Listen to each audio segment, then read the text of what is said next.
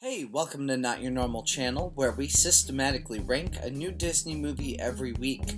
My obsession with all things Disney is just one reason why I'm not normal. If you have ever wondered what the best Disney movie is, this channel is for you. Let's be not normal together. Today we're ranking and reviewing Bambi, the last film of the Golden Age. Let's get to it! Storyline.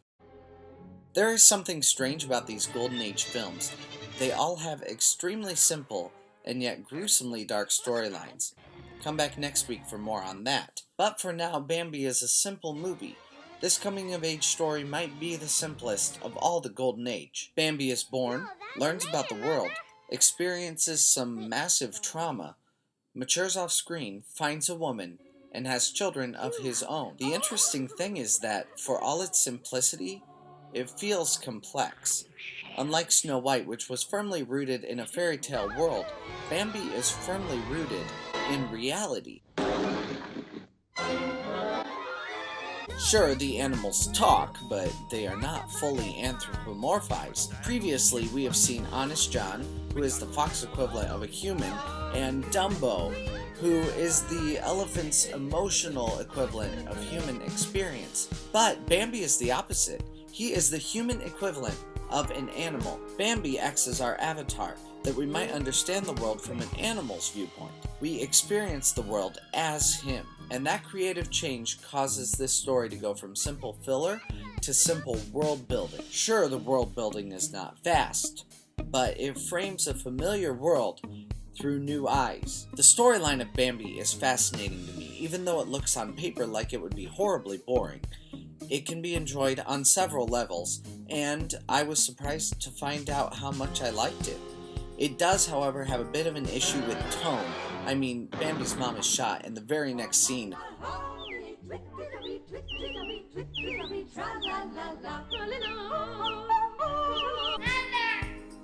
there is no time to grapple with the realities of death. Instead, death is alluded to, and just as it begins to sink in, we change the subject to a happy and carefree time. This is a side effect of a culture that I think probably did not want to consider death and destruction while looming on the edge of World War II. It is an easy story, and that will probably not be helpful to it eventually, but it does deal with complex themes within that simple story structure, and it isn't as side-questy as Pinocchio is, so I rank it as the best storyline so far. Music. The score to this movie is much more thematic in nature than most Disney movies. There are specific themes that play when certain repeating elements are happening. There is a score for danger,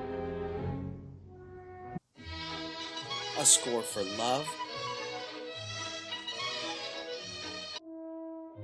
and a score for learning. This gives the impression of the cycle of life repeating. Each year, these animals deal with the same harsh circumstances. It seems as though this music is very Fantasia-like, and it clearly had a lot of thought put into it.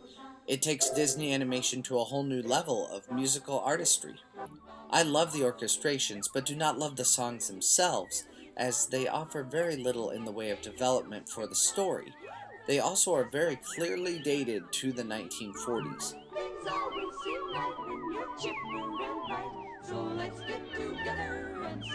This dichotomy puts it below Snow White for memorability, but above Fantasia for artistry. Animation. This is one of the most beautiful films Disney Animation has created, and I thoroughly enjoy each viewing. From the beginning, watching this movie is like stepping into a painting. The animators decided to make the backgrounds with watercolors because those backgrounds had become too detailed for the foreground animation. This causes the characters to blend with the background much better, and causes the movie to take a step forward in animation style, in my opinion. Multiplane use in this movie is rampant, and we all know that means I immediately love this style of film. It really is beautiful, and the animated illusion of this forest is spectacularly deep. This is a much more subtle and nuanced performance from Disney animators than that of Dumbo or Snow White, and I like that. These characters have emotion and have fears, but they are more realistic in their portrayal of that emotion. It is obvious that the animators took care and paid attention to detail in creating this immersive world. Bambi receives number 1 in animation.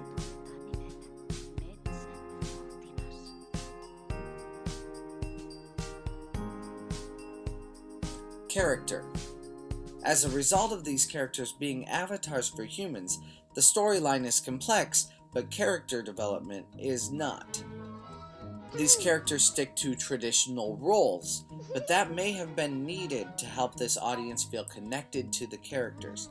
An audience who was only just introduced to film a couple years prior would want to see characters who act along the lines of least resistance for their current society. This way, the majority of people relate with or insert themselves into the characters. Bambi is a child and is therefore much more traditionally effeminate. In fact, all of these child characters are wildly effeminate to the point of discomfort. He can call me a flower if he wants to. Does he have a crush on Bambi? I don't mind. Each child is raised by their mother, while father figures watch from far away. This matches the norm for the time, as the ideal family, women stayed home with their children, and fathers worked to provide for their family and asked that their children be away playing quietly in the back room when they returned home. We fathers have a little time to watch our kids and play with them. Fathers had very little stake in raising their children, until they were older. I cannot take care of him all of the time. I will care for him when he is older. Speaking of Into the Woods, I really need to analyze that musical. Bambi's father is usually silent and gruff on the rare occasion he speaks. He is the traditional male. He raises his child well for a rough adulthood. When Bambi is going to die from fire, all Bambi's father can say is, "Get up! Get up!" Which annoys me most heartily. A simple, "You are going to die from fire, please get up," would suffice. At least then I would know why you were yelling at me. But this reaction from a male role model would have been considered normal for this time period. This was the stereotypical way the man and his responsibilities were perceived. Bambi's relationship with his mother is also one of pragmatism. Her goal is to teach him to survive. He only becomes a man after his mother is shot, and his father takes over his life lessons. I am surprised to see such effeminate depictions of young male animals, though. And after watching Flower, I'm convinced LeFou is not Disney's first LGBTQ character. Gosh. Just saying, these characters are stereotypical, but still fleshed out. So, Bambi is given number 1 for character development. Technology. Multiplane, multiplane, multiplane, multiplane. And these snowflakes are made of cornflakes. Ingenious! Because of its high amount of multiplane use and its near perfection of using it, and its ability to use cornflakes so effectively, Bambi receives second place for technology.